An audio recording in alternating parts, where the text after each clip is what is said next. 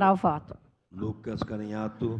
Obrigado, presidente. Bom, sobre esse tema, oportuna essa discussão da EJA, e eu ouvi aqui atentamente essa discussão da questão dos gastos dos recursos públicos. Bom, se os gastos com recursos públicos na área da educação fossem efetivamente utilizados com cuidado, nós não teríamos crianças saindo lá do São Ciro 2 e pagando ônibus todo dia para estudar do mutirão, como lá do Desors e do Atiliano Pinguelo. Ou nós não teríamos tirado as crianças lá do João Desors e dos Braga, levado para o Desvio Risso numa obra que não começou, ter matriculado essas crianças na escola do Desvio Risso e acabado praticamente com aquela escola.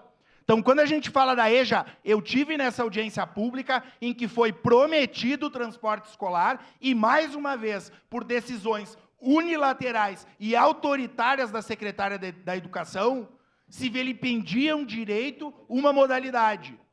A gente fala em busca ativa. Eu me preocupa, porque se vai falar em busca ativa, vai jogar nos colos dos diretores. Por exemplo, quero citar 3 escolas: Rosário de São Francisco, Luciano Corsetti e Guerino Zunho. 3 escolas que tinham a EJA, que atendiam o povo mais pobre da nossa cidade, que se prometeu para aqueles estudantes o transporte escolar e não teve.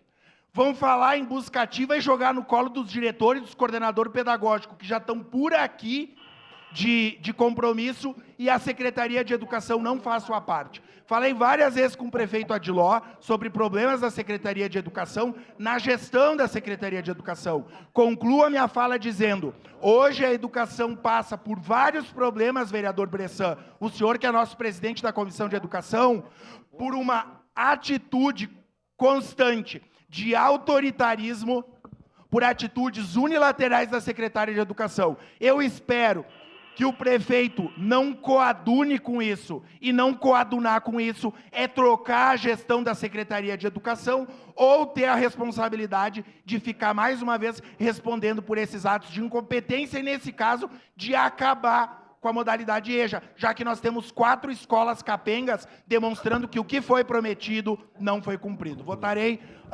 favorável no momento oportuno e espero que o prefeito Adiló reveja a gestão da Secretaria de Educação, que tem demonstrado falhas de forma recorrente, e quem sofre são os profissionais e a comunidade escolar. Muito obrigado.